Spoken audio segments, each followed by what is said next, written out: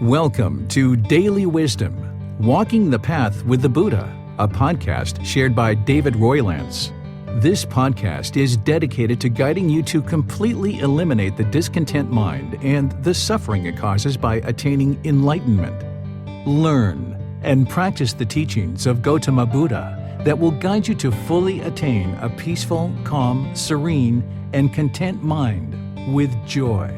To support this podcast, visit patreon.com/support Buddha or visit buddhadailywisdom.com, where you will discover a full range of courses, retreats, and online learning resources to assist you on the path to enlightenment. Now, here's our teacher to share more.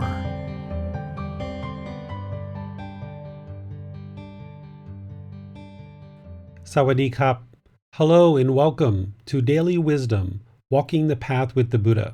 Today we're going to be discussing the middle way, walking the middle way.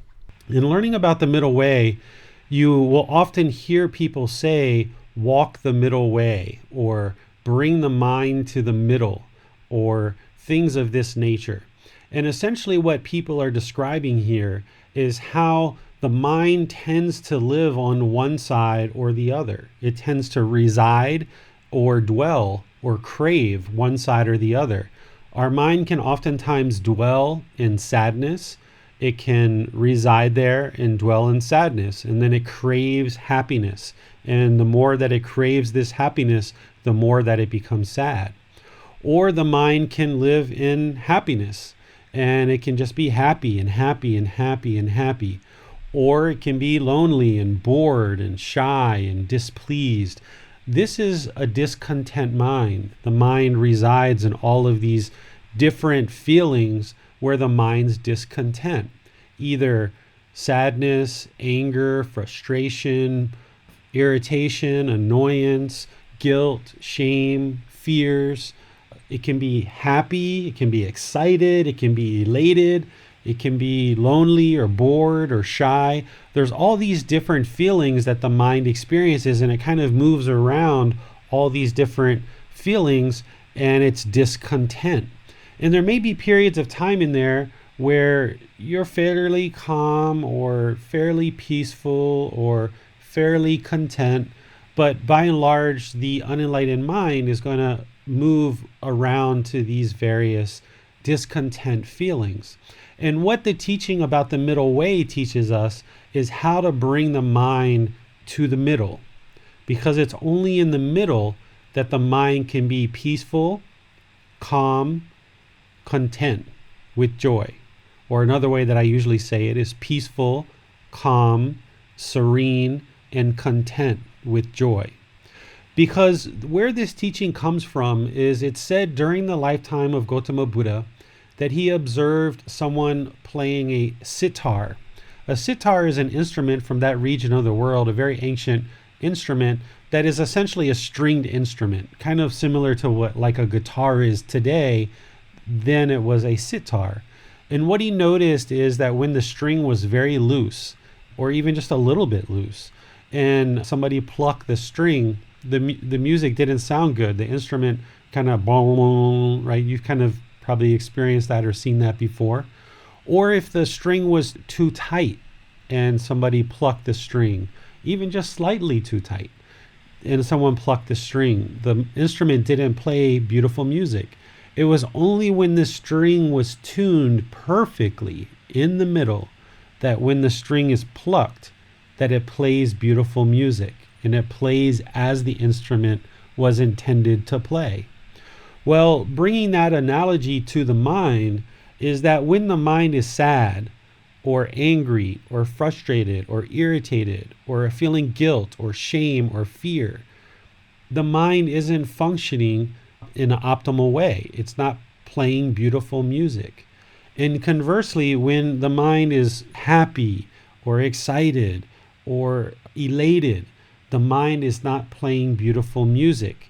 And this is a time where unfortunate things can happen. We can say things when we're too gleeful and too happy that maybe kind of slipped out of the mouth and we shouldn't have said, or maybe we're unaware of the mind because we're so excited and so happy and jumping off the wall. We maybe like fall down and hurt ourselves or twist our ankle walking off the curb. Or if our mind is shy or lonely or bored, the mind isn't optimally in the middle. So the teaching here, it's a real generalized teaching that is basically saying bring the mind to the middle or walk the middle way.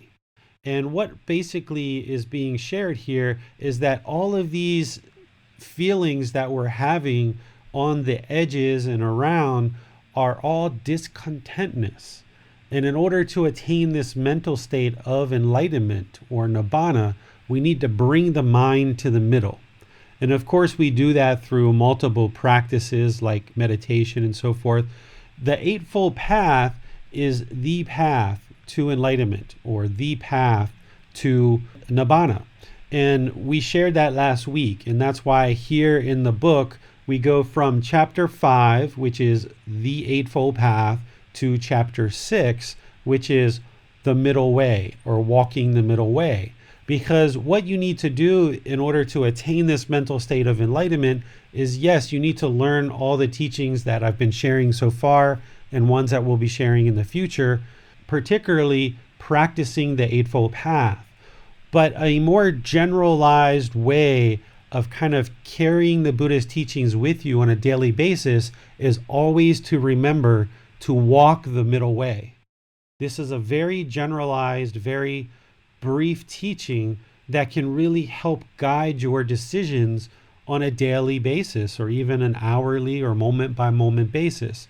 Because everything you do in life, you need to bring the mind to the middle. So for example, let's just take something like work, okay? Everybody pretty much needs to work and do something to sustain their life.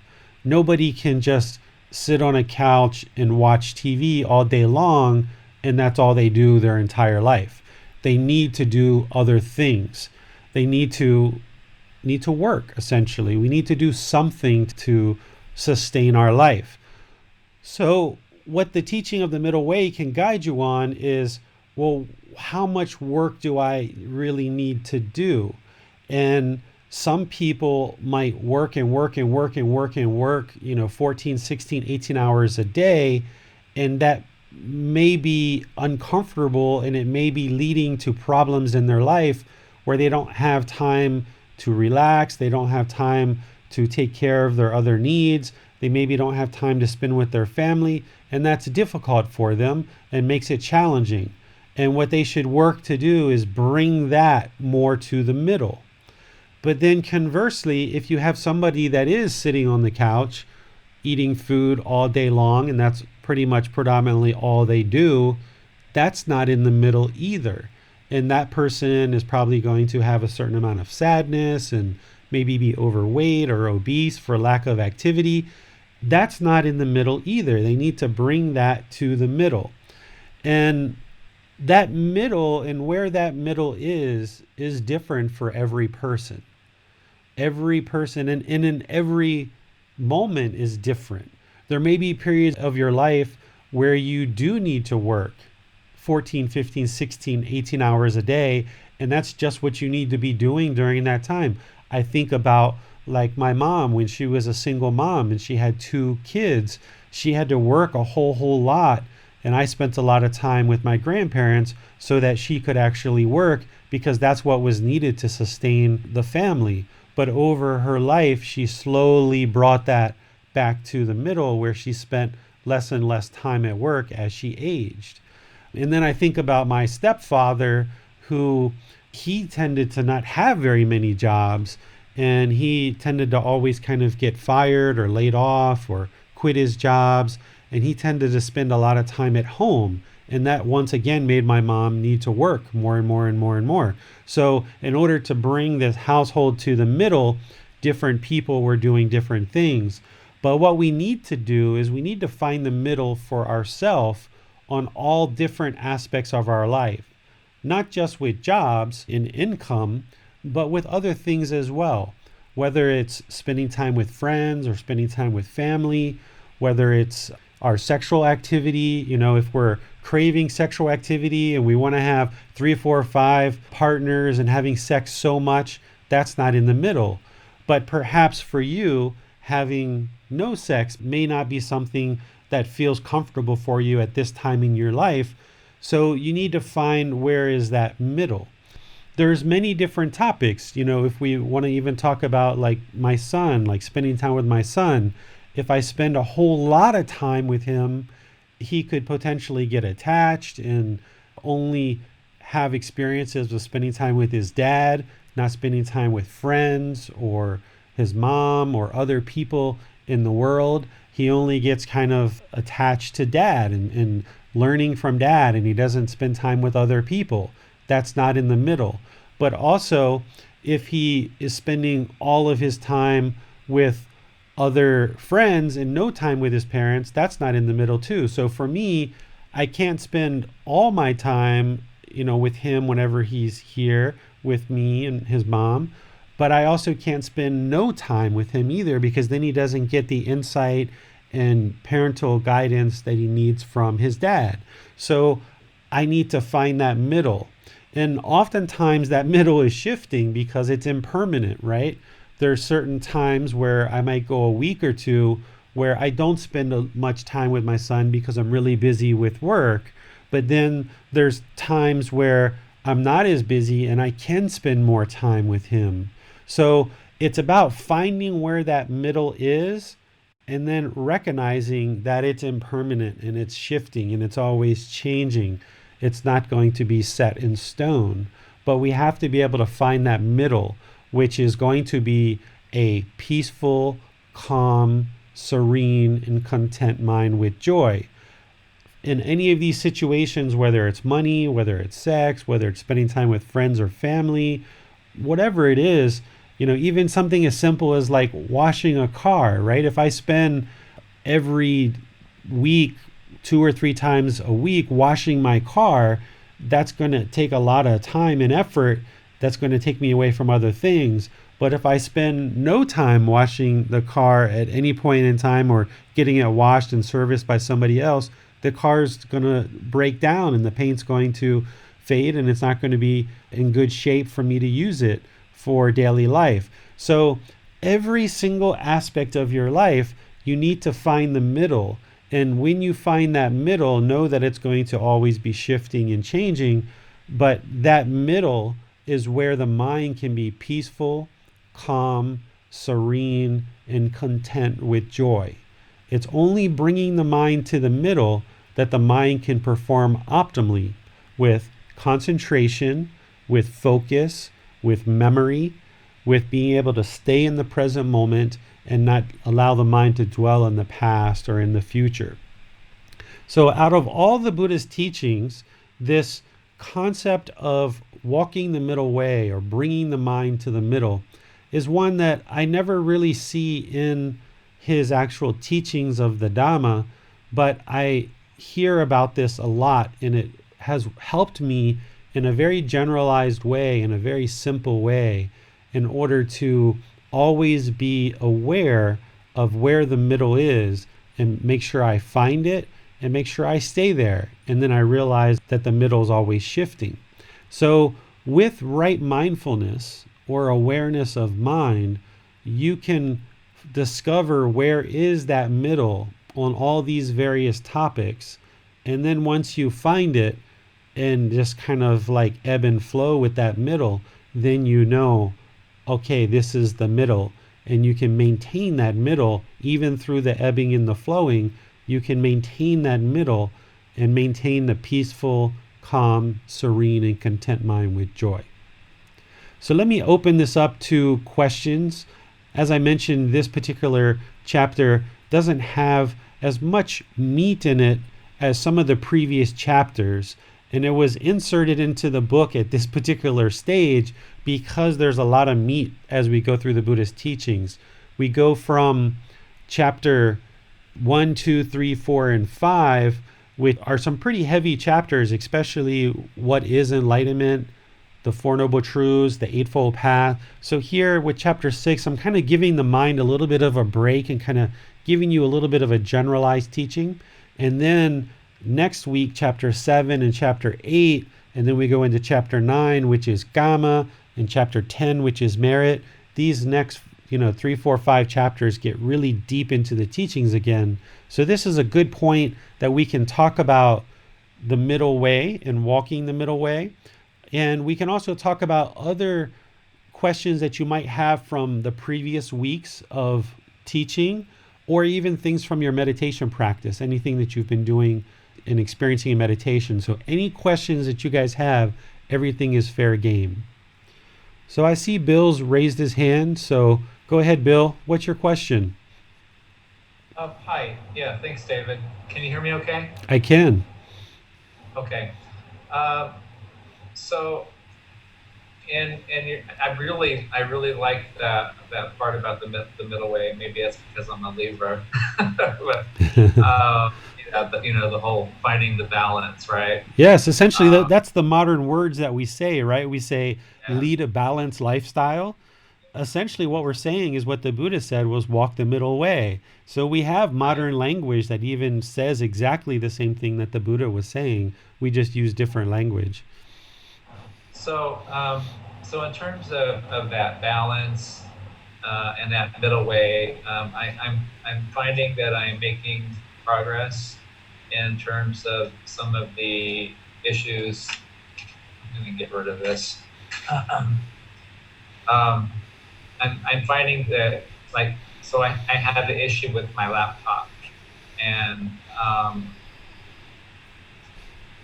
I know that, not too recently, I would have really gotten very worked up about it. I would have been extremely frustrated, and my immediate thought was, oh, my computer's impermanent. Good. And, it's a problem, and I'm going to have to troubleshoot. And, so staying calm in that situation helped. I was able to figure out how to get the problem resolved within a matter of a few hours. And so that was just one situation where I noticed that I've made some growth, and Excellent, other little Bill. situations. Excellent, Bill. Can you hear me okay? Yeah, that's excellent. It's good that you're seeing the growth, because that's good encouragement to show you that the teachings are working and you're progressing. And then little things that would typically annoy me, I catch myself immediately thinking, opportunity to practice. Good. Drop Good. it. Don't let it bother you. Just go on with whatever it is that you're doing. Excellent. But so on the flip side, so the last few days, the coronavirus situation has got me walking around with this knot in my stomach, and just seeing the changes in the area because of it, talking with friends who are very worried about their livelihood, seeing their hours cut down. Today I had a conversation with my youngest brother. He and his wife live in Seattle, which is a hot spot of the virus. Yeah. So now I'm, worried about that. My best friend here in Chiang Mai, their hotel's going to have to shut down for a while, so so I'm wanting to know what you recommend for that anxiety and the fear. What are your recommendations? Sure. So let's talk a little bit about what you're describing, and then so we'll talk about the problem, and then let's talk about the solution, okay? And some of this stuff you've heard before, but I'm just going to repeat it because we got a lot of different people that have joined us today. So what you're describing, Bill, is what the Buddha taught in the Four Noble Truths. Remember, all unenlightened beings are going to experience discontentness of mind, which is the sadness, the anger, the frustration, the guilt, shame, so forth and so on, the happiness, excitement, elation, boredom, loneliness, shyness, all these things. This is a discontent mind. That's the first noble truth. All unenlightened beings will experience discontentness of mind. The second noble truth, we cause our own discontentness because we have this craving or desire, these attachments, this longing, this mental longing and with a strong eagerness for things to be permanent when everything is impermanent. Okay, so let's just stop right there, because this is the origin of the problem and the cause of the problem. So essentially what the Buddha discovered is the mind has this craving, this desire, this attachment, this mental longing, this strong eagerness for things to be permanent when everything's impermanent. So he discovered that the mind is constantly longing for satisfaction and that it's uncomfortable with impermanence. Because one of the ways to say that we cause our own discontentness because the mind craves permanence is basically, another way to say that is the mind doesn't like impermanence. So what we're experiencing right now with the coronavirus is the entire world was going about its daily life, and we were experiencing kind of mild impermanence here and there, and people had a little bit of frustration and anger, and there was various people all throughout the world that have discontentness, but it was kind of isolated and smaller things here and there. Unless you're dealing with maybe like a death in the family or something like this, they're kind of like incidental things, like what you were talking about, Bill. When your computer wasn't working in the past, you would get annoyed or irritated or frustrated, but now you've trained your mind, because that's a real simple one. You've trained your mind, no big deal. But now what we're experiencing is this massive impermanence, this massive change to our society, this massive change to humanity. All of a sudden, people who had certain lives where they would go out to work, they would go see friends, they would go to restaurants, they had certain activities that they did on a daily basis. Now a lot of people are secluded in their home, and there's been this massive change. The mind doesn't like change. The mind doesn't like this impermanence. And therefore, the mind becomes discontent. This is why if somebody needs to stay in their house for 3, 4, 5, 6 hours, maybe they're okay with that. But when you go to multiple days where their mind is attached to certain activities, certain relationships, certain things that they were doing on a daily basis, the mind holds on to that. And now that there's been this kind of immediate and drastic change, a lot of people's minds are discontent. Not just because they're staying inside. That's one. They're lacking their conversations with their coworkers. They're lacking their job. They're lacking that commute. They go to work every day. They're lacking to see those friends at the restaurant that they wave hi to all the time. But what they're also experiencing is the fear of potential death. The mind is holding on and latching on and craving permanence, thinking that somehow this body is permanent. And somehow in the human condition, we should never get sick. But what a more awakened mind is going to do is it's going to recognize that this quarantine is impermanent. It's impermanent. Even if it's 4 weeks, 6 weeks, 8 weeks, it's still impermanent. What an enlightened mind is going to do is recognize, as a human being in the human condition, we are going to get sick. It's part of life. It's part of being in the human condition. But that sickness is impermanent as well. And what a more enlightened mind is going to understand is, yes, I am going to die at some point. This body is going to die. And the people around me are going to die. So what you're experiencing specifically, Bill, is you're experiencing the discontentness associated with the various attachments that you have. So during this time, it's a good opportunity for you if there is any doubt about the Buddha's teachings, is erode some of the doubt or all of the doubt that somehow the Four Noble Truths aren't correct. Because what the second Noble Truth is explaining to you is you are causing your own discontent mind because of the craving, desire, attachment, this mental longing with a strong eagerness for things to be permanent when things are impermanent.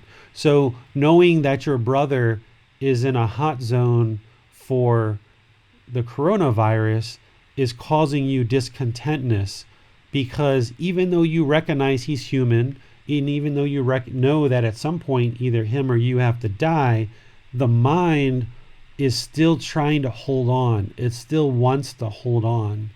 And when you see your friend having to close their hotel and you know that that's going to impact their life, the mind is wanting to hold on, and it's wanting to see this permanent goodness for your friend, and seeing your friend go through this problematic time with their business is causing discontentness to the mind. So one thing is, it's a great opportunity in all of the problems that we're facing in the world right now to see that our attachments to this world are going to cause the discontent mind. It's also a great time, on a side note, to see that the Buddha's teachings around killing living beings, and he talked about not having business in living beings and not having business in meat because this would cause problems in the world, essentially unwholesome karma. It's a great time to see that teaching too, because this coronavirus originated in China, and with the market of killing animals and selling meat, which are parts of his teachings that he said this is going to cause problems. So that's kind of a side note. So helping to erode any doubts that you might have about the teachings, that they can lead you to enlightenment, is a really good thing for you. But the third Noble Truth, to eliminate this discontent mind, you know that you need to eliminate the attachments. You know that now. You've studied with me enough. You've read the book enough. You've heard these talks enough. Even though you've heard these talks, and even though you know that that is the way to eliminate the discontent mind, and even though you're learning this Eightfold Path really, really well, learning it intellectually and soaking it into the mind to realize the teachings and train the mind to practice that every moment are two completely different things. So understanding, yes, I know I'm causing my own attack. You said this before class started. I know I'm causing my own discontentness. I know it's from attachment. I know that's what it is. But what can I do? And what you can do to eliminate this craving is breathing mindfulness meditation, repeatedly, multiple sessions, and practicing generosity. Those are the antidotes or the solutions to this mind that wants to hold on and that has this craving. There's no quick fixes. But the good thing is that you are seeing the benefits of having done this work and learning this, and that you see with your computer, you weren't annoyed or irritated, or maybe you were less annoyed or less irritated. So those things, when you're stripping back the onion, right? We talk about enlightenment as stripping back the onion, stripping back the layers. That layer about attached to the computer, that was easy for you to kind of fluff off and let that go. But the brother that may get the coronavirus in the hotbed of coronavirus in America, that's an attachment that's going to be much more challenging for you to pull back. And that's why you're experiencing the discontentness. A close friend who owns a hotel that you've been friendly with for a long period of time, that's a harder one to pull back. So even though you know that it's your attachments that's leading to it, to really eliminate that attachment in the mind is going to take more work. So continue to do your breathing mindfulness meditation every day. And if you can get 2 or 3 times a day, that's great. Even if it's just 5, 10, 15, 20 minutes, the more you accumulate that meditation through multiple sessions, the attachment and the craving of the mind is going to get less and less. And practice generosity with your time, with your effort, with your resources. I don't think you're probably hoarding supplies. It doesn't seem like that's happening here in Thailand. But all that hoarding of supplies that we see in some places in the world with toilet paper and hand sanitizer, that's all craving. And the mind thinks if I just accumulate 18,000 rolls of toilet paper, I will be okay. Or if I just have 500 bottles of hand sanitizer, I will be okay. My mind will be content. My mind will be peaceful. No, it's not. That's all craving. That's all desire. That's all attachment. So you're headed in the right direction, Bill, because you're seeing progress, but you just haven't been doing it long enough that these deeper held attachments with your brother and this friend that owns a hotel, it's still causing the mind to be discontent. And the best thing you can do at this time is to continue to do breathing mindfulness meditation, continue to practice generosity, and while you're at it, work on that fetter of doubt about the teachings. If you have any doubt about the Buddha's teachings, confirm for your mind, wow, look at my mind, and look, the Buddha actually 100% is explaining why my mind's discontent. Yes, I see that this coronavirus originated in this market, selling meat, selling animals, selling living beings, killing. That's exactly what the Buddha taught us not to do. And he said, if we do that, it's going to create unwholesome karma, or we're going to have unwholesome results as part of those unwholesome decisions. And you can see that. So you can use situations like this to really start to erode any doubt that you have about the teachings, which is going to help you get to that first stage of enlightenment, which is one of the fetters. Yes, you're welcome. So there is no quick fixes, but you're on the right path. You understand it intellectually of why this is happening, but you just haven't trained the mind enough. So there's still going to be discontentness, still going to be annoying, still going to be frustration, irritation, sadness, fears. You're still going to be experiencing all that. Even though now the mind is starting to understand why all that's happening and what it's coming from, you just haven't gotten the training enough. So here's this mind kind of moving forward, and it's, even though you've conceptualized and understand what the problem is, you haven't gotten enough meditation and enough generosity to cut it off and protect the mind and make it unshakable. You haven't reached enlightenment yet. That's why you're still experiencing fear, sadness, frustration, irritation, because you're not enlightened yet. And that's okay, because you're on the path. And the other thing that these kind of situations can do is they can point out to you, where are your attachments? So you're attached to your brother. You're attached to this friend that has the hotel. You may have your own fear of death, that you don't want to go outside the house because you're afraid of potential death. So that's something that you need to eliminate, is this fear of death. So as your mind has this discontentness, you can look at it and say, what are the attachments that are causing this? This is chapter 12 in the book. We're going to talk about identifying your attachments, because the Four Noble Truths, all enlightened beings experience discontentness. We cause our discontentness through craving, desire, attachments for permanence when everything's impermanent. The third Noble Truth is we eliminate our discontent mind by eliminating our attachments. But how could you ever eliminate them if you can't identify them? So the primary goal in this practice is to eliminate craving, desire, attachment. Yes, meditation and generosity is going to help you kind of generally work in that direction. But if you want to know specifically what are your attachments, these are opportunities when you can identify that.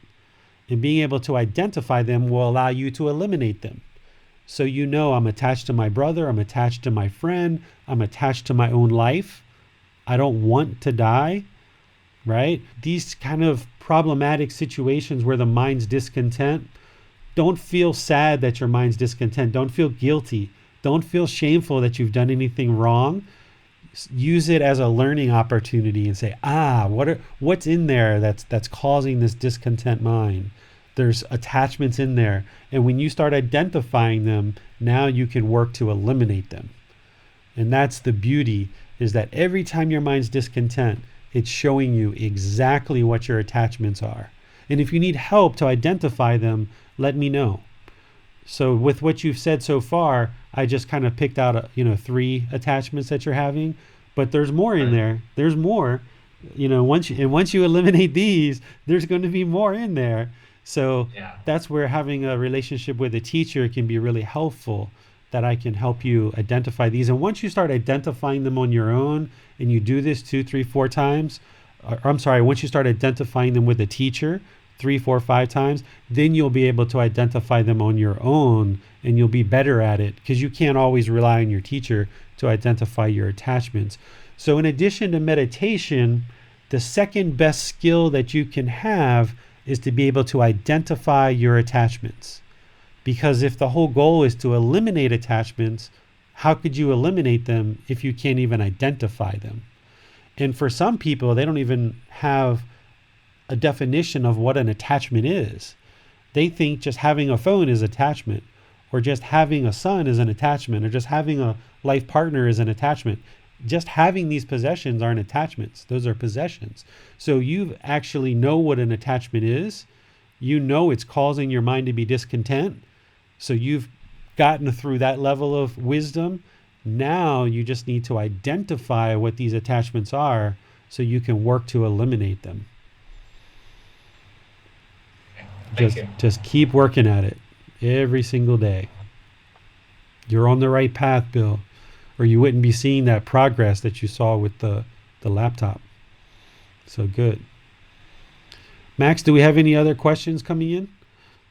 Yeah, Amina has asked an excellent question. Amina asks, what is a child-friendly way to explain letting go of attachments?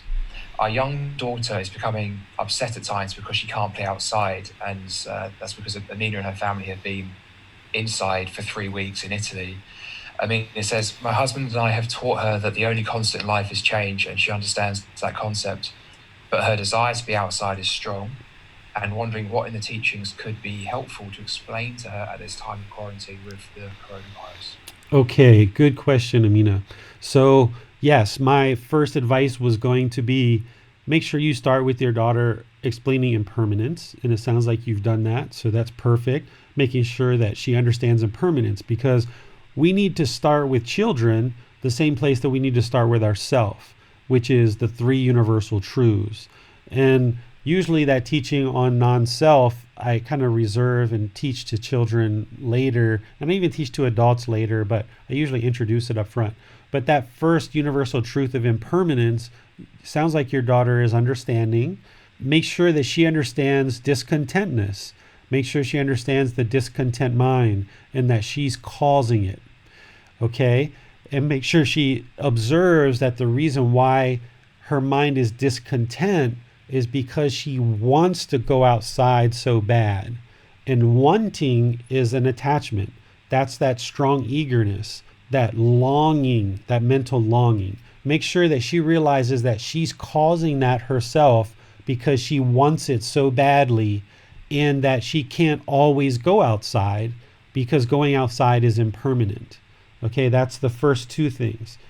The third thing that you need to do is help your daughter by redirecting her craving towards something else.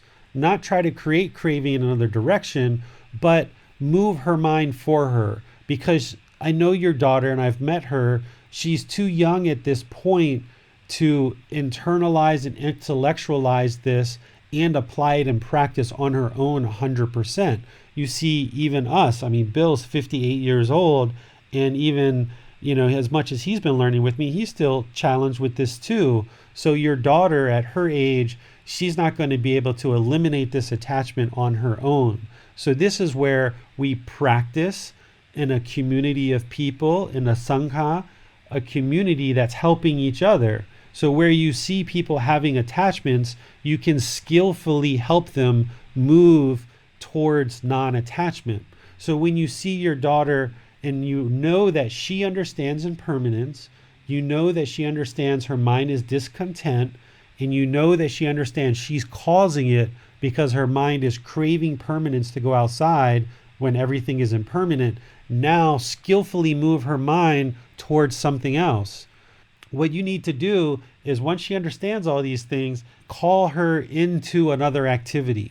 Take her into your home, maybe play a card game with her, introduce her to some new activity, sit down with her and paint with her, maybe watch a little TV, maybe sing a song with her, maybe do some dancing and have fun and laugh and joke. And then do that for a period of time, maybe 10, 15, 20 minutes, get her involved in something, and then slowly move yourself away that she's now doing this activity of painting on her own. Maybe you helped her move in that direction by saying, oh, well, we can go outside another time, Malia. Why don't we go ahead and paint now? This is a great time to paint. Go get your paints. Mommy will paint with you. And if she's like, no, I don't want to paint, say, okay, well, what would you like to do? Here's some options. If you can't think of any, you can name off some options. Why don't we sing a song? Why don't we listen to music? Why don't we dance? What are some ideas you have that we can actually do? And then when she comes up with an idea and she says, I would like to do this. And then you say, okay, great, let's do that. And then you help her 5, 10, 15 minutes. You kind of get involved with that. And then just slowly ease yourself out of the situation to the point where she's now doing that on her own. And now her mind has moved in that direction. Now, let's say an hour, 2 hours, 3 hours later, she starts craving to go outside again. Then you remind her. You say, look, your mind was content with painting. And now that you're done painting, your mind is starting to crave or desire or be attached to go outside again. This is why your mind is discontent. So, Malia, you have an option. You can continue to crave going outside and your mind's going to be discontent, or you can find something else and now your mind can be content. Just like we painted earlier, if you're done painting, let's come up with another idea of something you can do. Are you interested in reading a book? Are you interested in playing hopscotch in the house with mommy? What is it that you would like to do that we can do here? So now, even though she's 3 hours down the road, for that 3 hours, she stopped craving going outside. So for that 3 hours, her mind was content. And you can show her that. And now when her mind becomes discontent again, because she's starting to crave going outside, show her that. And then help her see, by moving her mind in the other direction, she can attain peaceful, calm, serene, and content mind. Essentially, Amina, what you're doing is you're helping your daughter develop right mindfulness so that she can see her mind is discontent. So you're helping her very skillfully see right mindfulness, awareness of mind, see that she's discontent, and then help her apply right effort to help her move the mind in a direction of peacefulness, calmness, contentness, and with joy. So because a child isn't going to be able to internalize all this and apply all of it, you have to be the one, if you choose, to show loving kindness and compassion with your daughter through your own practice to help her develop this awareness of mind, which is right mindfulness, and help her develop right effort, where she's now applying effort to eliminate that craving, eliminate that attachment, because that's the only thing that's going to solve the problem. She can sit there and look out the window and crave, and you can tell her that's attachment, that's attachment, that's attachment. You can tell her that all day long, but she's going to keep craving it. So you have to help her apply right effort. And that's how you're going to help her move her mind in the direction of peacefulness, calmness, serenity, contentness with joy. And the more and more that you do that, she will learn how to do that on her own. So then each time she comes to you, because she's not going to be able to internalize this and implement it for every situation right away. Right now, she's craving going outside, so she's going to be discontent. In the future, she's going to have other cravings, which is going to cause the mind to be discontent. But if you lay the groundwork here, where you're teaching her right mindfulness and right effort, then when she comes to you in the future, each time it'll get easier and easier, where you can then just remind her, look, your mind is craving cookies. Mommy doesn't have cookies right now, but your mind's discontent because you really want that cookie, don't you? She's like, yeah, I really do. You say, okay, well, that means you need to move your mind to something else. What about a banana or an apple or a piece of cake? So you're able to introduce and help her apply right mindfulness and right effort easier if you spend good quality time with her now and teach her this slowly, step by step. And it will even help you too, Amina, because explaining these to kids in a very simple way and helping them practice it, it's going to improve your practice. By helping her to practice, it's going to help your practice and seeing these really clearly. Because when you see her move from a discontent mind to a content mind through having right mindfulness and applying right effort, you're going to be like, wow, look how effective these teachings are, that I can parent my child through the Eightfold Path and actually help her in an enormous way. And then the more and more you do that, she's going to internalize these teachings, and you're going to notice that she will slowly, gradually apply them more and more on her own. And it will help you to share them with her easier and easier for each situation that she encounters. I'd like to follow on from Amina's question and ask, what would be some more general advice you'd offer to everyday people as to maybe the things they should try and keep at the top of their mind to help them navigate the situation we all now face and maintain their contentedness of mind? Yeah, what everyone has to understand is that these quarantines, if you're under quarantine, like I know Amina's in Italy, she's under a pretty strict quarantine that's been going on for a pretty long time. And other countries are in other various stages of that. You have to recognize that it's impermanent. You have to recognize that the quarantine's impermanent. Also, recognize that the whole reason why this coronavirus is causing so much discontentness and fear throughout the world is because everybody's mind is craving permanence. We knew about the regular flu virus. We knew about SARS. We knew about Ebola. We know about AIDS. We know about cancers. We know about all these things, and they happen on a daily basis. And in fact, the yearly influenza virus has had more infections worldwide than the coronavirus by far. The normal influenza virus has caused way more deaths at this point of the year than anything the coronavirus has done. However, because this coronavirus is new, i.e.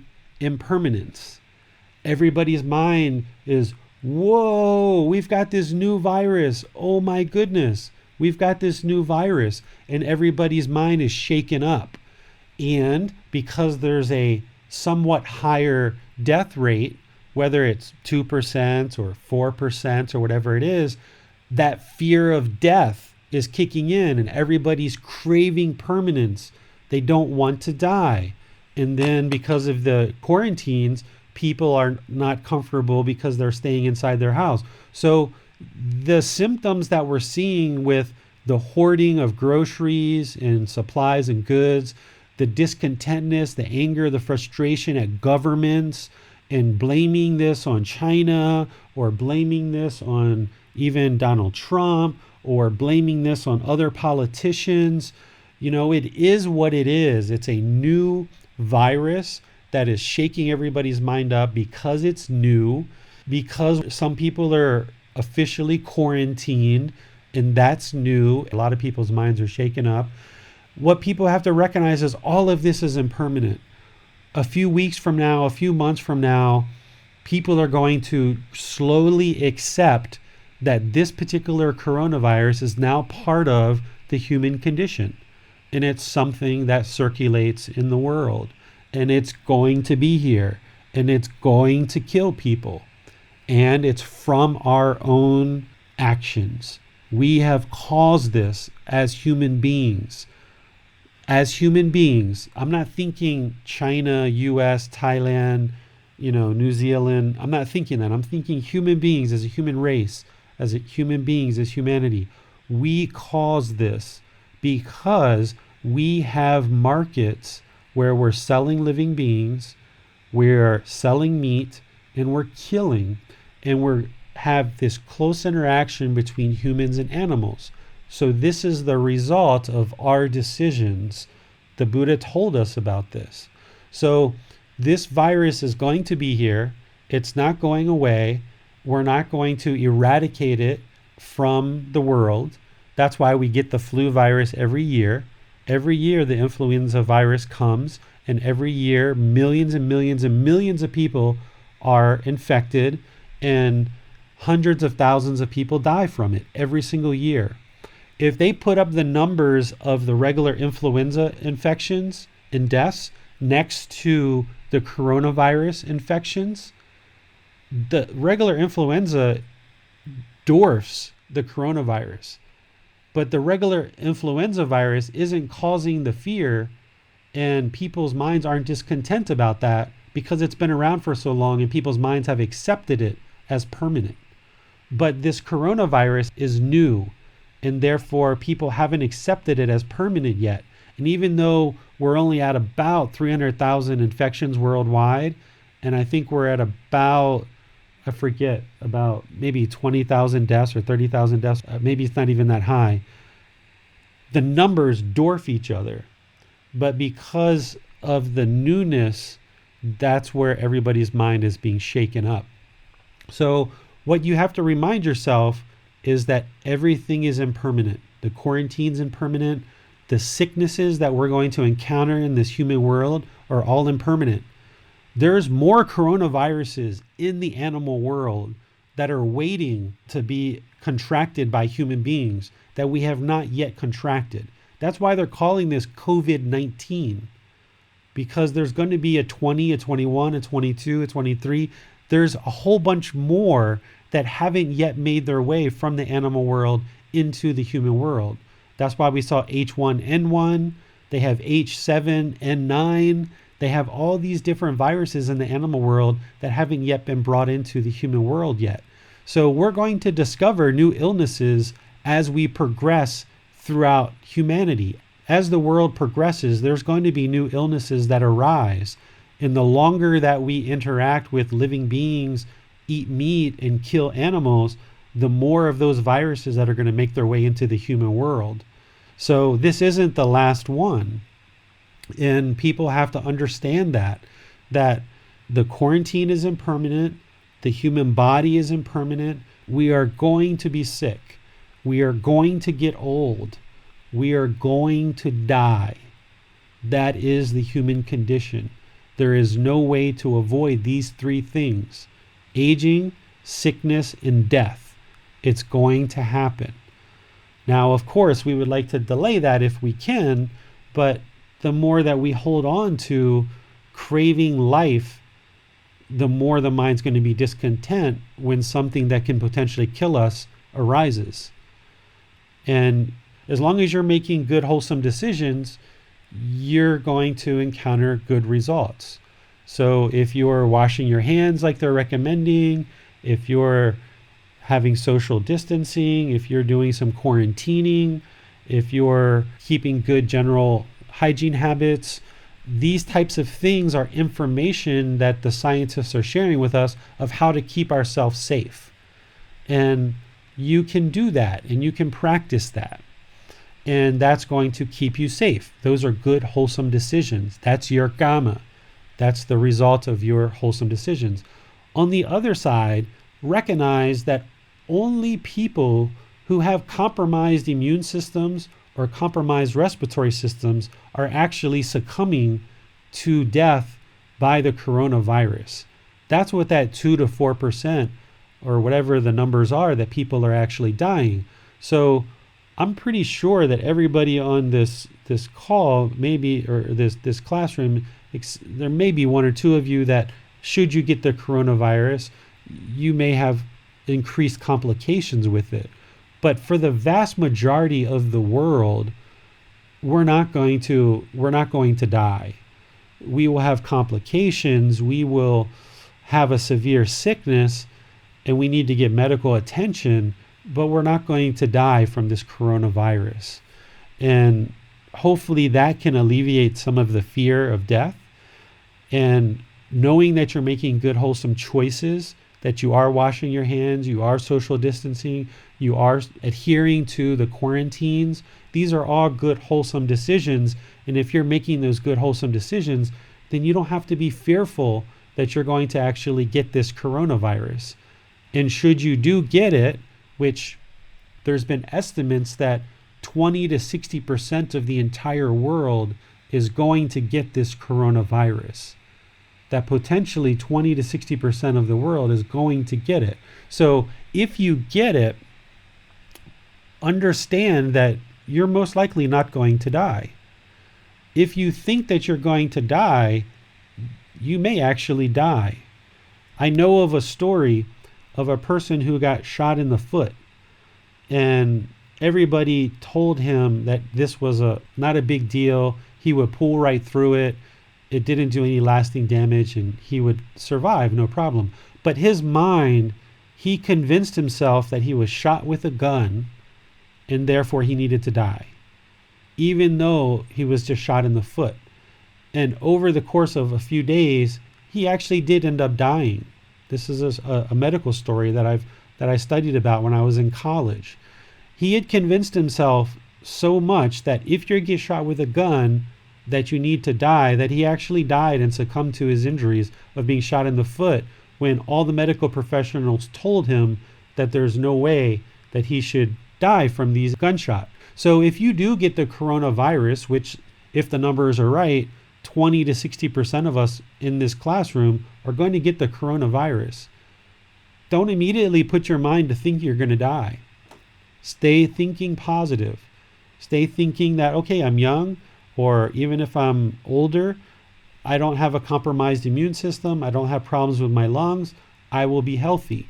But even before you get to that point, all the good decisions you're making now with washing your hands, social distancing, adhering to the quarantines, these are all good, wholesome decisions that are going to lead to good results. So there's no magic bullet of something that I can tell you and that your mind's going to instantly eliminate the boredom, the loneliness, the fear. This is all discontentness. There's no quick fixes. This is the gradual progress to enlightenment. The mind has to gradually move in that direction. So recognizing impermanence, recognizing that you have attachment, you're maybe afraid to die, or you're afraid for your friends or your family, or you're attached to going outside and now being inside is causing the mind to be discontent. This is just a chance for you to see how clear the Buddha's teachings are. But there's nothing that I could say to you that's going to instantly eliminate your loneliness, your boredom, your sadness, your frustration, your anger. Nothing. It's practicing breathing mindfulness meditation. It's practicing generosity. That's going to eliminate craving.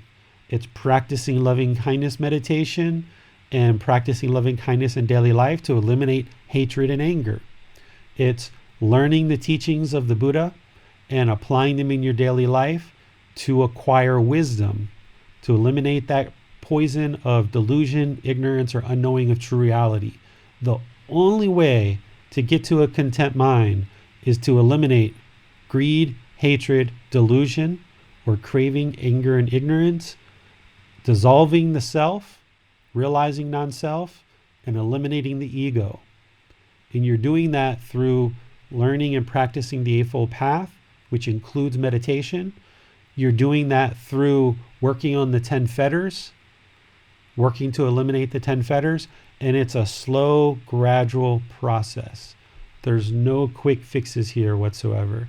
Even the Buddha himself took 6 years to attain enlightenment. And this program that you guys have been studying with me, I think we've been going at it for maybe 6 weeks at this point, because we're on chapter 6. 6 weeks. And if you've been studying the Buddhist teachings prior to learning with me, maybe you're a little bit more into it. But if you've only been studying with me, I think Max is almost at a year now that he's been studying with me. Amina's maybe at 8 or 9 months, but all the rest of you are maybe like 6 months or 2 months or a month. Some of you, maybe today's your first time joining in. Your mind needs gradual training to awaken the mind. It's just like when you wake up in the morning. When you wake up from a deep sleep, you don't just pop out of bed, boom, I'm awake. Here I am, I'm awake. I'm here now. I just woke up. No, that's not how enlightenment works. Enlightenment is just like waking up in the morning.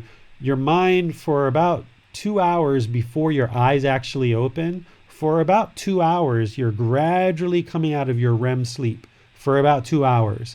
Then at some point you regain your awareness and you kind of open your eyes. You're like, oh boy, that was a really wild sleep. And you start rubbing your eyes, you start wiping the sand out of your eyes, you kind of stretch in bed a little bit, you kind of lay there and maybe hit snooze a couple times, you kind of think about what you're going to do for your day. You don't just jump out of bed on, I'm awake, here I am, right? Anybody who tells you the Buddha sat under the Bodhi tree and instantly became enlightened, that's not true. Or if they tell you the Buddha sat under the Bodhi tree for 40 days and at the end of that 40 days he became enlightened, that's not true. Just like you wake up in the morning, slowly and gradually, the mind is going to slowly, gradually awaken. So work on this, keep working on it, meditating, keep learning the teachings, keep practicing the Eightfold Path, keep practicing generosity. All these teachings that I'm sharing with you, slowly, gradually implementing more and more, and you're going to see more and more progress. There's nothing that I can say to you that's going to instantly change your mind other than keep practicing, keep learning, keep doing meditation, keep all the things that I've been sharing with you guys. Just keep working at it slowly and surely.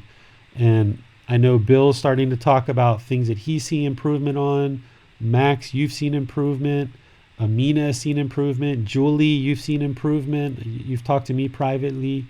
I don't know about Karen. I think maybe Karen's seen, Karen's shaking her head. Yeah, she's seeing improvement. Let's see who else we've got on here. James. Well, thanks for that, David. Yeah. So you guys, by the way, just recognize that it's a slow, gradual progression. Patience. Take your time. Thanks for the reminder, though. Yeah. You put the coronavirus well in perspective there, and I think you highlighted a couple of really important things. The first being that the harm done to us from the virus versus the harm we do to ourselves through our own reactions to the virus. Yes. And how we relate to it. And I think that the second one being that how the teachings can help us navigate this situation with a content mind, but also how the situation can help us navigate the teachings. Yes. This is what I want to share. This is what I want to share with you guys now too. Is okay, like Karen, Bill, Max, Julie, all you guys that have been studying with me for any amount of time, you're starting to see this peaceful, calm, serene, content mind with joy that David's been explaining. You're starting to see, hey, that actually seems like it's possible, because my laptop, in Bill's example, the laptop that used to make me irritated and annoyed, wow, I dealt with that pretty well. But I still got this discontentness from brother being in the coronavirus hotspot. So what happens is, once you start seeing it's possible, once you start learning these teachings to a certain degree, the mind starts craving that peaceful, calm, serene, content mind with joy, and it starts craving that. And when the mind experiences discontentness, it's like, man, I'm not there yet. I'm not there. And not as emphatically as I'm saying it, right? I'm kind of emphasizing it, right? But the mind gets to the point where it starts seeing the possibility. It starts seeing like, wow, I applied these teachings for the last 2 months and I'm seeing improvement, but I'm not there yet. I'm not at that peaceful, calm, serene, content mind with joy. So what the mind will start doing is it will start craving enlightenment. It will start craving Nibbana. It will start craving this peaceful, calm, content mind with joy. And you've got to eliminate that craving too. You've got to eliminate that wanting of the peaceful mind. that expectation that the mind's going to be peaceful, and recognize that you're still on the path, and pursue it as a goal, pursue it as an objective, pursue it as an interest. And like I shared with Bill, you're on the path, you're making progress, keep going. You're on the path, you're making progress, keep going. That's it. You'll get there. Just, you're on the path, you're making progress, keep going. That's all. Yep. I remember saying to myself many times, yes, this is it. Not like, this is an attainment or anything, but this is what peace feels like, and I can rest here now. For it, obviously, to then something happens, impermanence always comes around, and there will always be some curveball from somewhere. Yeah. You never know where. Yeah, like you can get to a point where your mind's peaceful for even like a week or two. And you may even start thinking, wow, I'm enlightened. Wow, I feel good. Like, wow, these teachings are, wow, I might be at the first stage of enlightenment. I haven't experienced anger for like 3 months. Wow, I'm at the second stage of enlightenment. Wow, look at that. And then boom, something happens and shakes up the mind, and the anger comes in. And now you're like, oh, what happened to all that peacefulness? And now the mind starts craving to get back to that peacefulness again. So there's going to be this fluttering. Just like you wake up slowly, enlightenment is like that light switch that you turn on and it flickers. Not like the LEDs that we have nowadays, but the old lights where they kind of flicker. They stay on for like a few seconds, and then they go out, and then they flicker, and then they're on. You're like, wow, look at that, I'm enlightened. The light goes out. As soon as you're like, wow, I'm enlightened, the light goes out. So don't even think that you're ever enlightened, because there's never going to be a line where you're going to say, okay, now I'm enlightened. Because as soon as you tell yourself you're enlightened, you're not enlightened. Because that's the ego telling you you're enlightened. And if you have ego, you're not enlightened. So don't even try to look for that line where you say, okay, now I'm enlightened. Just gradually move closer and closer and closer in that direction. And then one day you'll look back and you're like, wow, I haven't been angry for like 2 or 3 years. I haven't even been frustrated or upset, or, wow, I'm not lonely anymore. I'm not bored. Wow, that's pretty nice. I mean, don't even think that, wow, I've done it, I'm enlightened. Because as soon as you think that, boom, you're not enlightened anymore, because now you got ego. But it might just be that you haven't encountered the right conditions for anger yet. Exactly. So even you, they will come. I mentioned this to Karen, I think, a couple of weeks ago, where I said, if you were able to instantly snap your finger and lock in the Eightfold Path right now, which you can't do, because the ceiling is the Eightfold Path, and you guys are gradually working your way up to practicing the Eightfold Path 100%. Okay? But let's just say we could snap our fingers and lock in the Eightfold Path right now, and you were practicing that to perfection at this moment. Even if you did that, you're not enlightened yet, because now you have to practice the Eightfold Path for an extended period of time to burn off all these unwholesome activities that you've been involved in for the last however many years. This is what I explained to you before, Max, as cleaning up, right? So even if you start practicing right speech right now, where you are practicing the 5 factors of well-spoken speech, you speak at the right time, what you say is truthful, what you say is spoken gently, it's beneficial, with a mind of loving kindness, without blame. Even if you practice that to perfection right now, there's still people in your life that you didn't speak that way with. And now when you spoke badly to your brother or your mom or your children, even though you're practicing right speech at this moment, your karma is still going to come back to you. Those people that you spoke in an unwholesome way to are going to come back to you, and you're going to get unwholesome speech. That's your karma coming back to you. So even you lock in this Eightfold Path right now, you've got several years of practicing that to clean up your life and make sure that you're only producing wholesome karma in all of these relationships and all of these situations where you clean up all the unwholesome karma that you generated in the past. So practicing these teachings for 2 months or 6 months or even a year is a drop in the bucket. But you're moving in the right direction. You got to get closer and closer to that Eightfold Path. And then once you've got that narrowed in and you're practicing it more and more deeply, now you've got several years of that to burn off all this unwholesome karma that you've generated in the past. Do you guys understand that? I suppose that.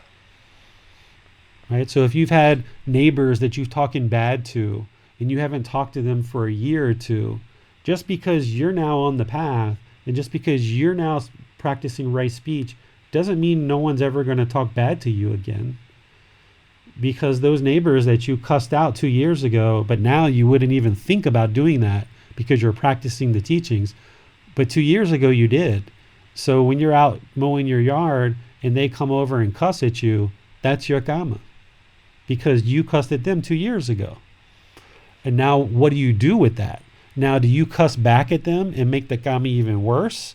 Or are you going to practice right speech and just keep the mind quiet or say nothing or move on? What you do in that situation, now that this karma has come back to you, now you have to extinguish it. You have to extinguish that karma. Perhaps the answer is say nothing. Perhaps the answer is apologize to them. Say, Bob, I hear what you're saying. I just want to apologize for what I said to you 2 years ago. That was wrong of me. That's a way to extinguish your karma. Saying nothing is a way to extinguish your karma. There's multiple ways to do it. But just because you've decided to now learn and practice this path for a few months, you're not going to get instant enlightenment. And even if you locked it in, you still got to burn off all that unwholesome karma and clean up all the mess that you made from the past. Even though we don't dwell in the past, all that past karma is going to still come to you. And you've got to extinguish it. One thing you explained before was that when we meditate, we're in effect practicing the entire Eightfold Path at one time.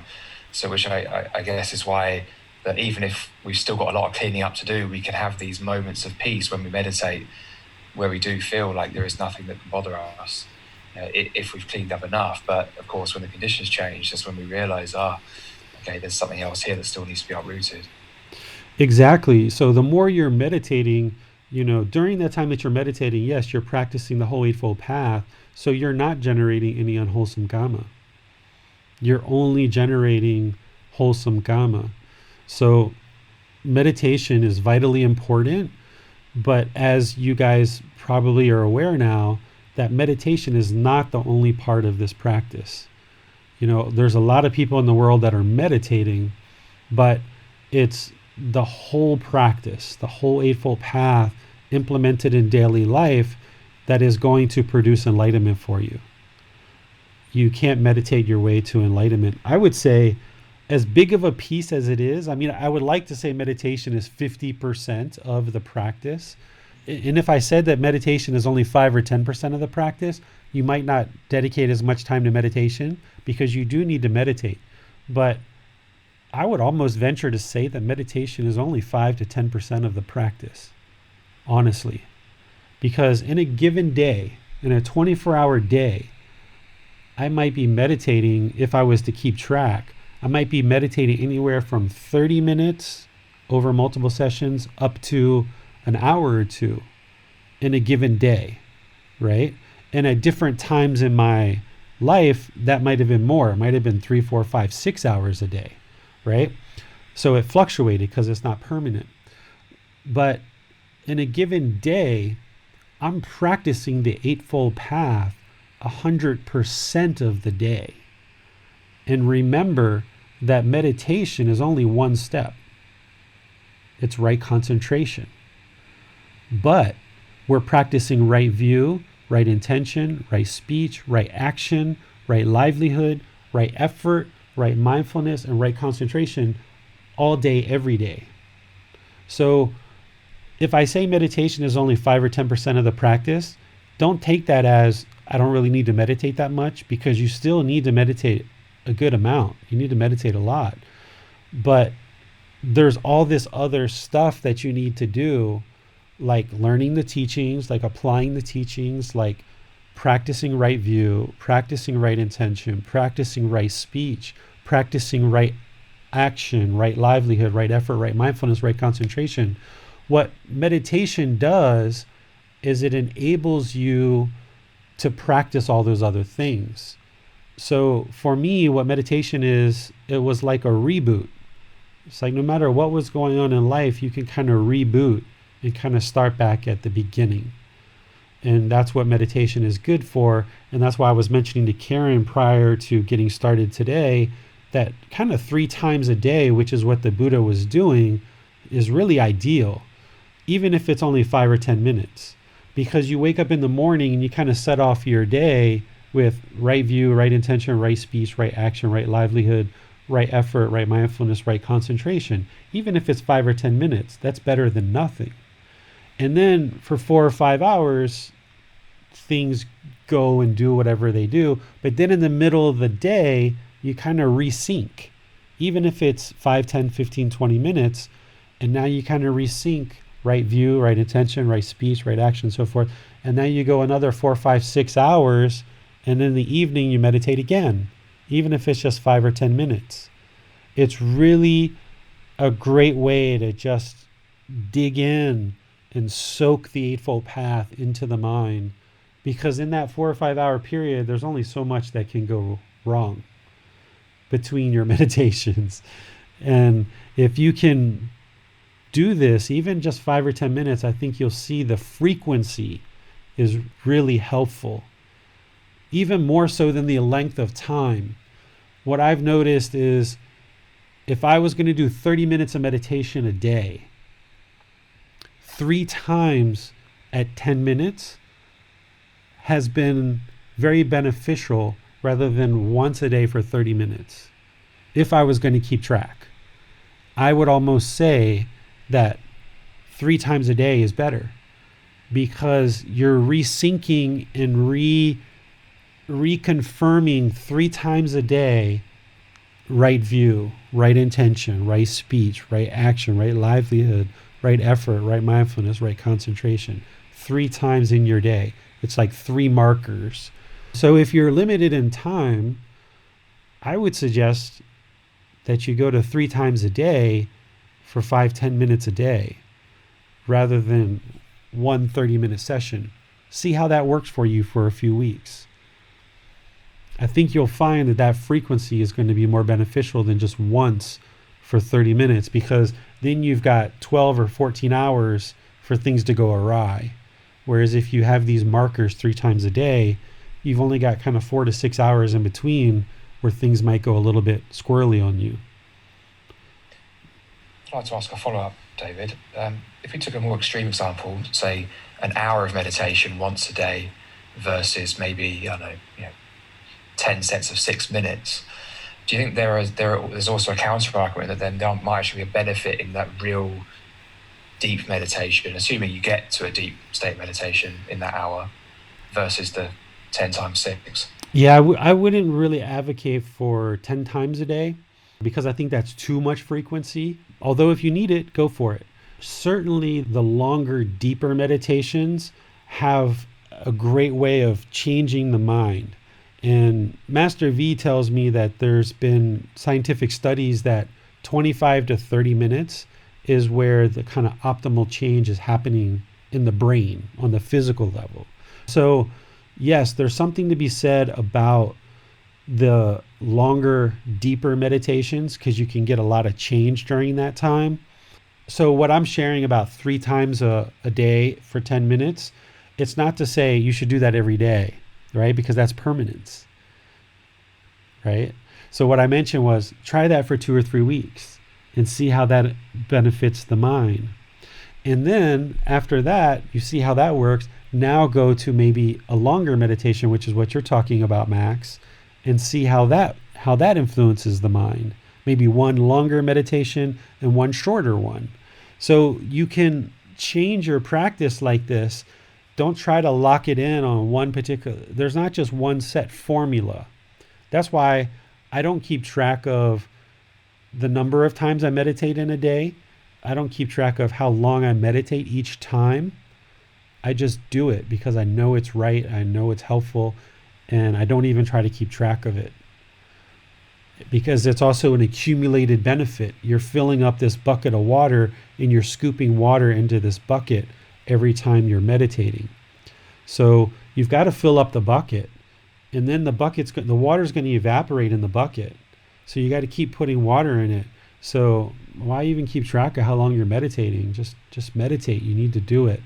But what you'll notice is if you resync, even just twice a day, in the morning and the evening, you're going to notice huge benefits versus just doing it once a day. Huge benefits. I think, at least in my case, there is a kind of half-life, and it varies. It's not permanent, but I can see the wisdom in the 3 times a day approach, because there's maybe the several hours after the morning, and then if I miss the middle of the day, there's maybe the several hours in the afternoon where it's not guaranteed that something will go awry, but it's just the likelihood that there will be some distraction, some absence of mindfulness, something that happens, and before I know it, I'm caught up in something, and it now takes a heavier solution to bring the mind back to the middle, whereas before, had I meditated, I might have actually just spotted it and completely nipped it in the bud. So it's this constant popping up.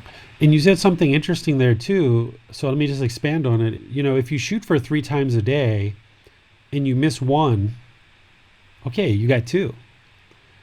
So what the unenlightened mind's going to probably want to do is make you feel guilty because I only got 2, right? It's going to make you want to feel shameful that you did something wrong because your goal was 3, but you got 2. But if you don't hold it as an expectation, or if you don't want it and you don't have this strong eagerness for it, if you're like, you know what, I'm going to shoot for it. I'm going to shoot for 3. That's going to be my objective. That's my interest. I'd like to get 3. But if you get 2, you're like, hey, I got 2. Great. And then if you get 1 the next day, okay, I got 1. But now tomorrow I'm going to still try for 3. I'm going to keep trying for 3.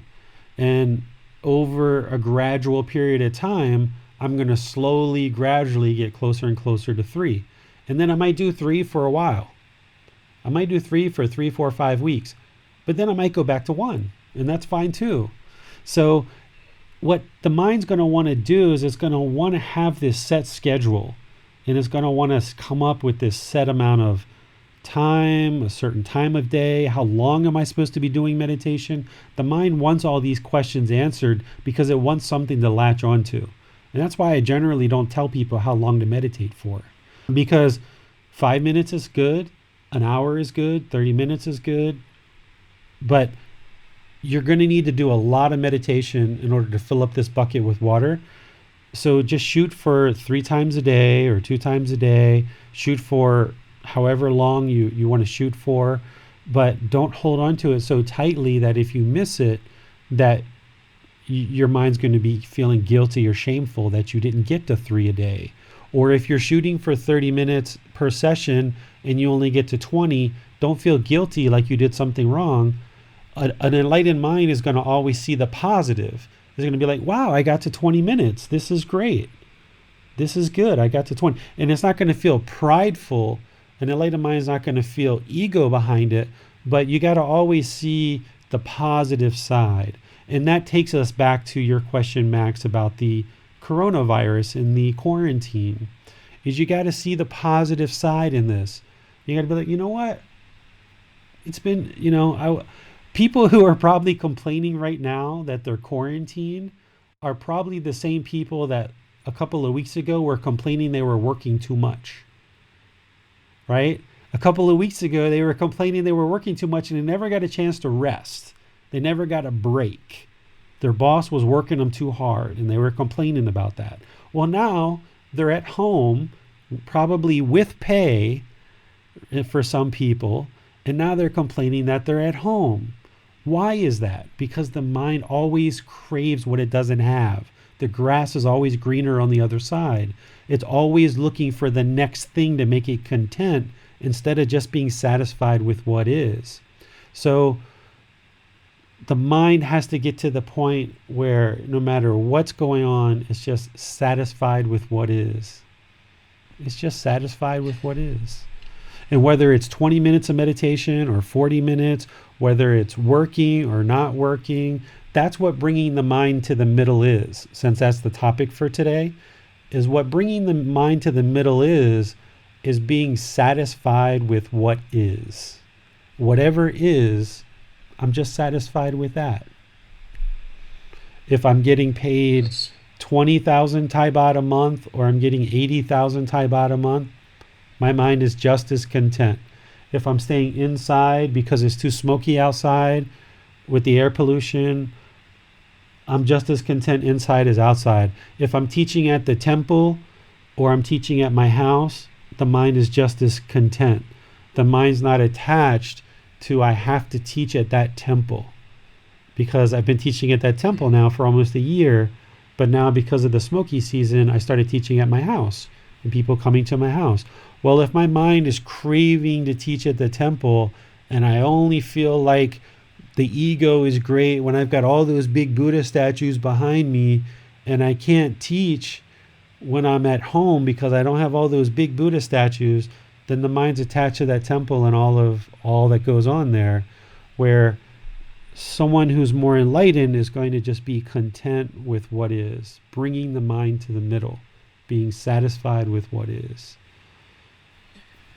In my mind, I think of this middle way as kind of like the middle between one danger being maybe a kind of hedonism or laziness, and the other danger being expectation, drawn towards effort and striving, because that's what happened to the Buddha, I think, isn't it? That he went from this very lush lifestyle to a very ascetic lifestyle. Yes. And what was really helpful there is that you just mentioned about the expectation of, I'm going to meditate 3 times a day or for an hour twice a day, and then punishing ourselves if we then don't meet that expectation. Yes. And that is precisely the ascetic view that Buddha walked and found didn't work. Right. It is, this idea of, if I go for enough pain, if I just do this fitness program or work this many hours a week or something, set this arbitrary target, which can never be met 100% of the time forever, right? You may do pretty well, but at some point we're going to have to question whether that truly is the optimum amount of time to meditate. Yes. And that's going to change. And let me add another component to this, is the vast majority of people in the West, and I feel that pretty much everyone that's studying with me on this particular instance right now, I can't see who's on Facebook or whatever. I have lots of people who study with me from Asia, but the vast majority of people who study with me from the West are coming from a Christian background over to the Buddhist teachings. And in some communities in Christianity, if you don't pray every day, you're made to feel guilty and shameful. If you don't do, in my case, when I was Catholic, if I don't do confession every week, you're made to feel guilty and shameful. If you don't take Holy Communion, you're made to feel guilty and shameful. If you don't give 10% of your salary, you're made to feel guilty and shameful. In some communities, not everywhere, right? Because that's permanent. But in some communities, that's the way it is. So now that you're practicing the Buddhist teaching, and in that teaching, in that tradition, some people teach that God is judging you, and that if you don't do all of these things, lots of bad things are going to happen to you. And you should be guilty, shameful, and fearful, right?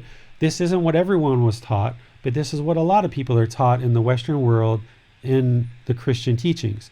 This isn't what Jesus taught, first of all.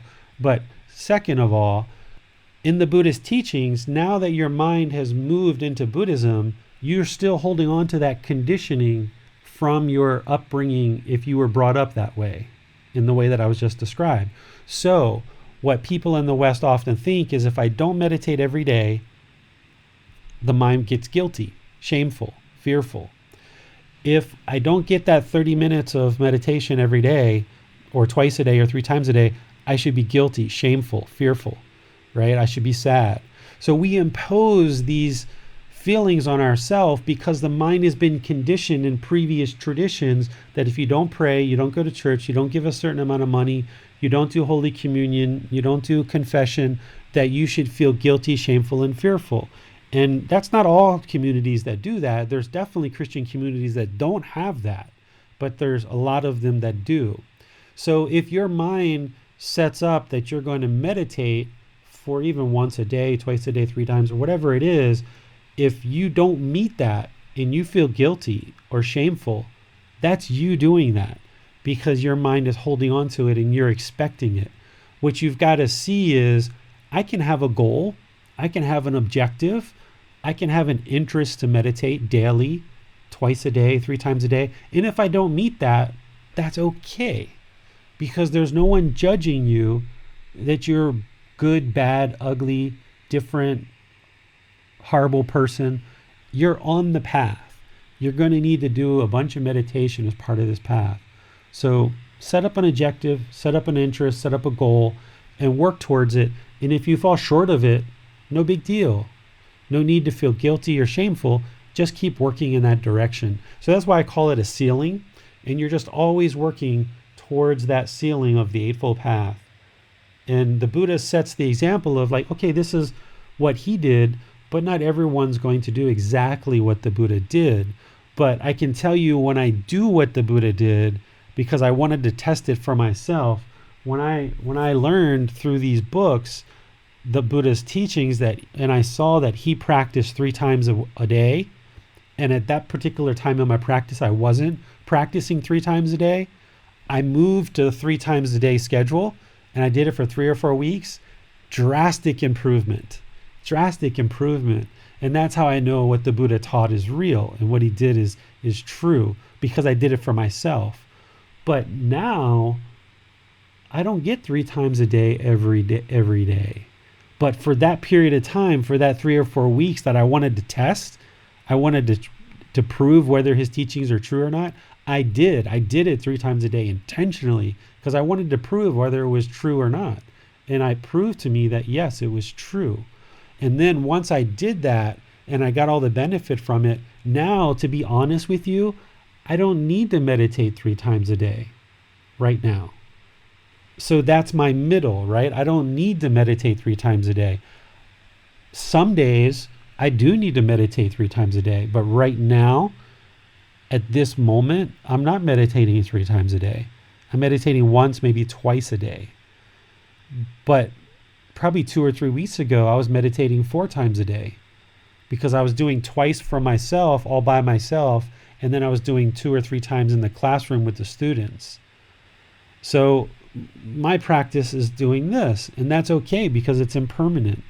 But it never has there been a time, or at least now, in the past there was, but now, even though I have a goal to meditate 2 or 3 times a day, if I get once a day, I don't feel guilty. I don't feel guilty at all. I don't feel shameful. I don't feel like I've done anything wrong. But my goal is like 2 or 3 times a day. And then when there's times where my mind needs it, I'll ramp up to 2 or 3 times a day for a period of time. And then when I don't need it, then I drop it back down to once a day. And it just happens by itself. I don't even make a conscious choice most of the time. I'm not trying to figure out how many times I should meditate prior to doing it. I'm just in the moment and saying, what does my mind need? And then I just go do whatever I need at that moment. So what you'll find is if you do 3 times a day, it will be highly beneficial for you and you'll make lots and lots of progress. And then of course, like what Max said, is if you meditate for longer periods of time, you'll notice you'll get more and more benefit. But there's no secret recipe here. You're going to have to meditate a whole bunch. So just develop that goal, develop that interest, develop that objective, and just keep working towards it more and more each day. And even when I check in with like Karen and Bill before we got started today, and I asked them, how's your meditation practice going? And Karen said, I'm at about 10 minutes a day, once a day. I'm like, all right, great, good. That's probably better than where she was a few weeks ago. So great, wonderful. And Bill has commented to me a few times that he's working on building up his meditation practice. Wherever you are in your meditation practice, I'm always going to say, good, sounds wonderful. unless you say, I haven't meditated for 4 weeks. I'm like, you should improve that. That should get better, right? But I'm never going to make you feel guilty or shameful about it. So I'm always usually just checking in with you how your meditation practice is going, just to remind you to meditate. Just to remind you to meditate, because it's an important thing to do. Just keep working at it. You guys are doing a good job. I'm seeing a lot of the same faces coming to the classes repeatedly. I'm hearing from you guys that you're benefiting and improving the mind. You're on the path. You're making improvements. Keep going. Keep going. Bringing the mind to the middle. Even with meditation, you got to bring the mind to the middle, because 10 times a day meditating, that doesn't quite sound like the middle to me. It could for somebody else. Now, it might be for somebody else. It might be their middle. But for me, that wouldn't be the middle for me. And 0 times a day isn't the middle for me. At this particular moment, once or twice a day is the middle for me. But when I'm going out and I'm seeing lots of students, I'm having lots of classes, I'm having these long 6-hour classes, plus I'm editing podcasts at nighttime, I'm teaching classes on Wednesday and Sunday online, there my meditation ramps up. The more that I'm doing, the more I'm interacting with people, my meditation ramps up. Now I'm pretty much in the house because of the air quality, not really seeing too many people, my meditation ramps down. So that's where I mentioned the middle is always ebbing and flowing. But for me, 10, 20, 30 times a day, that wouldn't be the middle for me. And 0 times a day wouldn't be the middle. So you got to find your middle even with meditation. Gotama Buddha's middle was 3 times a day. That was his middle. And he discovered that through his own practice. And he was teaching a lot and had a lot of people that were needing him. So you've got to find your middle, and then don't get attached to it, because it's going to change. Are there any other ways we can apply this teaching of the middle way to meditation, particularly perhaps during meditation? Yeah, for me, another way you can apply it during meditation is the mind's going to want to pull to the past, or it's going to want to pull to the future. Is bringing the mind to the breath. That is the middle, because the breath is the present moment. The breath is the present moment. That's the middle. The present moment is the middle. When the mind resides in the middle, it can be peaceful, calm, serene, and content with joy. If the mind's dwelling in the past, whether they were pleasant past experiences or whether they were painful past experiences, a mind that's dwelling in the past can't be peaceful, calm, serene, and content, because it's in the past. And there's nothing you can change there. You can't change anything about the past. If your past was very pleasant and enjoyable, where you were outside, you were doing things, but now you're quarantined, if that was very pleasurable for you, you can't change that. You can't get that back at this moment. So the more the mind craves that and wants to dwell there, it's going to be discontent. And if your past was painful and you had a lot of painful things that happened in your past, you can't change that. There's nothing that you can do to change that. So if your mind dwells in the past, it's going to be discontent. Likewise, if you're meditating and your mind goes to the future and you have anticipation of all these wonderful things that you want to do in the future, your mind's not going to be content, because it's going to be anxious and it's going to be wanting and craving the future. Or if you feel like life is somewhat miserable right now and you think the future is going to be miserable too, and the future is just going to be miserable, everything's miserable, the future is so miserable, and that's all you think about is how miserable the future is going to be, the mind's discontent. It's only when you bring the mind to the breath in meditation, the present moment, everything's peaceful, everything's calm, everything's serene, everything's content. I'm joyful because I'm not thinking about the past. I'm not thinking about the future. Any ideas that are coming in, I'm not holding on to any of that. I'm just satisfied with what is, the present moment. That's the only place that your mind can be peaceful, calm, serene, and content with joy, is the present moment. The present moment is the middle. That's the middle. So when you're meditating, always bring the mind to the breath. Cut off your thoughts. Let them go. Always bring the mind to the breath. And when you do that more and more and more over meditation, then in daily life, you've trained your mind so well in meditation that your mind's always in the middle. It's always in the present moment. You're never thinking about the past. You might have a thought about the future, like, you know what? Once this smoky season's over, and once the quarantine's kind of over, I would like to go back to teaching at the temple. Not sure when that's going to be, but yeah, I would like to get back to teaching at the temple because there was a lot of interaction, a lot of people I was able to meet over there. I was able to help a lot of people. I'd like to do that at some point. But I don't know when that's going to be. I don't know when that's going to happen. Because right now I'm just in the present moment. I'm teaching you guys online. And I actually anticipated this smoky season in Chiang Mai because it happens every year. I anticipated it 2 or 3 months ago that I wasn't going to be able to go out teaching. So I developed this online program to help you guys online. But I also knew that that was a way for me to continue teaching because I wasn't going to be able to go to the temple. So you can think about the future in terms of, yeah, I would like to start this online program and get it going so I can help some people during the smoky season.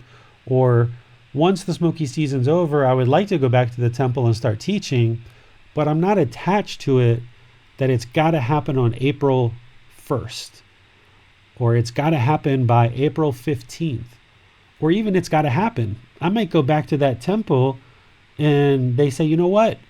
The monks have decided to start teaching and they would rather you not teach anymore because we appreciate the time that you've been here the last year, but now that you've built up a little bit of a community, we would like to start teaching.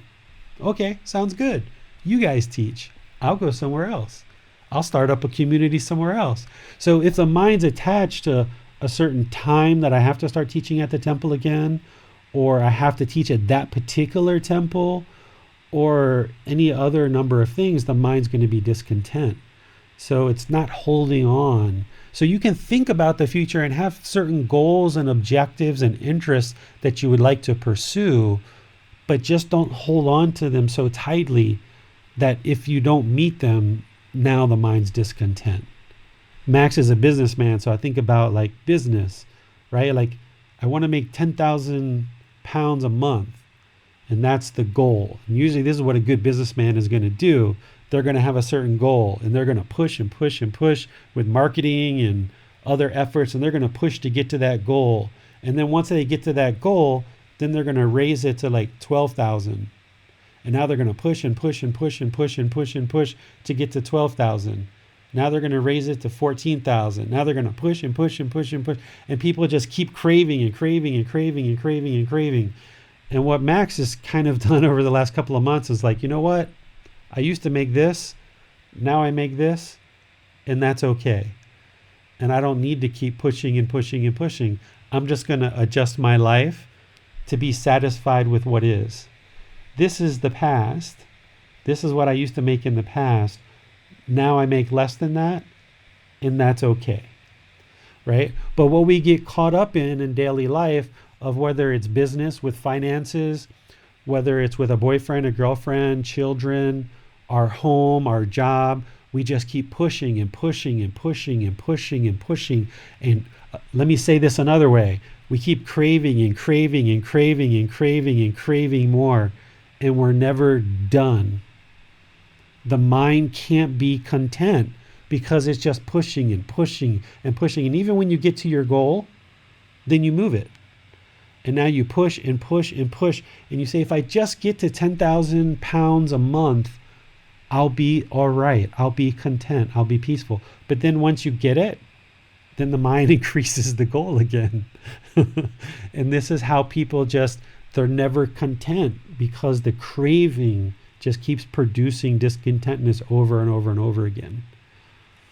So we've got to just be satisfied with what is, bring the mind to the middle and figure out where is the income, where is the relationships, the outside time, all these different topics, we got to bring the mind to the middle. Thanks a lot, David. I have had all my questions answered. It's been a really useful one. We don't seem to have any more. Okay. Well, then what I will do then is I will wish you all a very good rest of your weekend, a very good week coming up. You're probably inside, not going out as much. This is an absolutely wonderful time to pick up a book, to read, to meditate, to work on your chanting. This stuff, right? If you're experiencing discontentness from being inside, the stuff that I just mentioned is what's going to eliminate that. Going outside when the quarantine's lifted, that's not going to fix the problem. When the quarantine's lifted, that doesn't fix the problem, right? People think that the problem is the quarantine. The quarantine's not the problem. The problem is the mind wants to be outside. That's the problem, is the mind wants to be outside. The quarantine's not the problem, because we're going to be quarantined, or we're going to have situations where we can't go outside. We're going to be sick for 3, 4, 5 days, and we're going to be stuck inside. We can't go outside. That's going to happen. That's impermanence. That's the nature of being human and in the human condition. The quarantine is not the problem. The problem is that the mind wants to be outside. The mind craves to be outside. The mind has this longing, this eagerness, this strong interest, expectation, this wanting to be outside. That's the problem. So while you're in quarantine, or you're deciding to stay at home on your own, if you want to fix the problem, don't focus on Trump. Don't focus on your prime minister. Don't focus on the numbers of how many people are getting sick and dying. That's not the problem. The problem is the mind. So focus on this stuff. Reading the book, practicing the teachings, doing meditation. When you do that stuff, you're working on the real problem.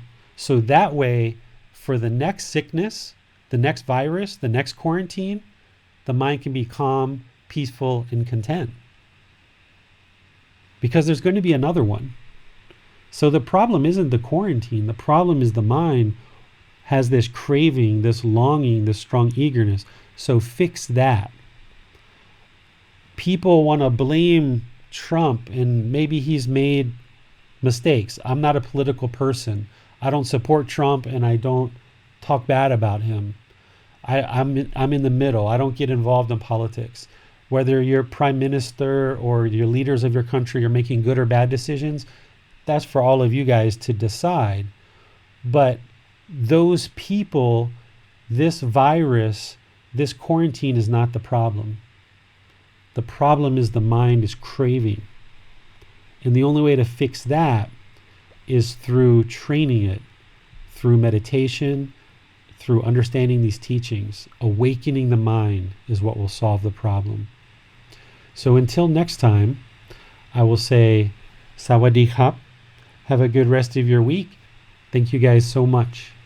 Be well. Thank you for listening to this podcast. To provide support for this podcast, visit patreon.com/support Buddha. To access more teachings, visit buddhadailywisdom.com. There, you will discover a full range of courses, retreats, and online resources to assist you on the path to enlightenment. Remember to establish a daily, consistent meditation practice, along with learning and practicing these teachings. A well-developed meditation practice is the foundation in which to train the mind to attain enlightenment.